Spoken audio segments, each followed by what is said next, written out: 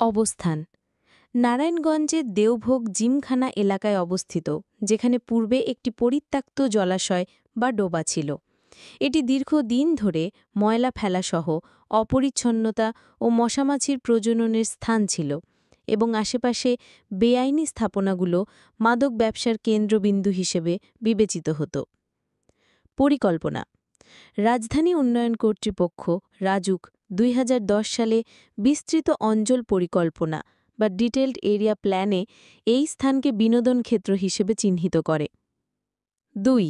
নির্মাণ উদ্যোগ ও উদ্বোধন নির্মাণ পরিকল্পনা নেওয়া ২০১১ সালে সে সময়কার নারায়ণগঞ্জ সিটি কর্পোরেশনের মেয়র ড সেলিনা হায়াৎ আইভী এই পরিত্যক্ত থালাটি খনন, সংস্কার ও সৌন্দর্যকরণের উদ্যোগ গ্রহণ করেন এবং ভিত্তিস্থপতি বা ভিত্তিস্থপতি লিমিটেড-কে পরামর্শক নিয়োগ করা হয়। নাম পরিচয় প্রথমে এটি শেখ রাসেল পার্ক বা শেখ রাসেল নগর পার্ক নামে পরিচিতি পায়।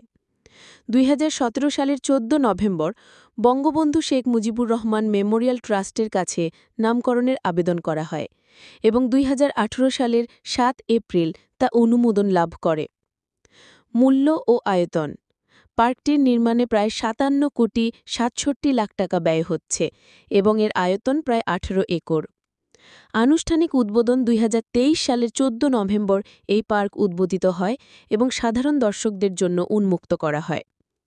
৩. ডিজাইন ও বিশেষ বৈশিষ্ট্য পার্কে রয়েছে আধুনিক ও আকর্ষণীয় অনেক সুযোগ সুবিধা।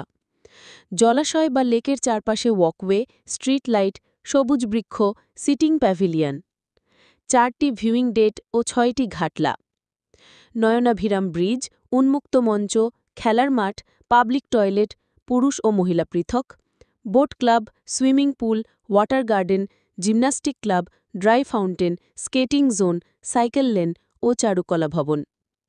নতুন পরিবেশবান্ধব চারুকলা ভবন শিল্প ও সংস্কৃতি চর্চার জন্য। ৪.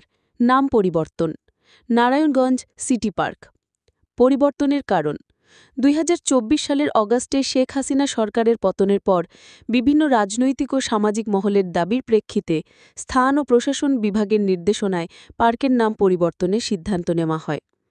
প্রেস রিলিজ ও কার্যকারিতা স্থানীয় সরকার বিভাগের নির্দেশনা অনুযায়ী ১৭ ফেব্রুয়ারি ২০২৫-এ সিদ্ধান্ত গ্রহণ করা হয় এবং ১৮ থেকে ১৯ ফেব্রুয়ারি থেকে শেখ রাসেল নগর পার্কের নাম নারায়ণগঞ্জ সিটি পার্ক কার্যকর করা হয়।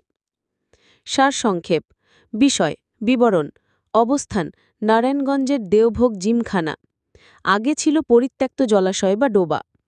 পরিকল্পনা ২০১০ সালে রাজুকে ডিএপিতে বিনোদন ক্ষেত্র হিসেবে চিহ্নিত করা। নির্মাণ ২০১১ সালে খনন ও সংস্কার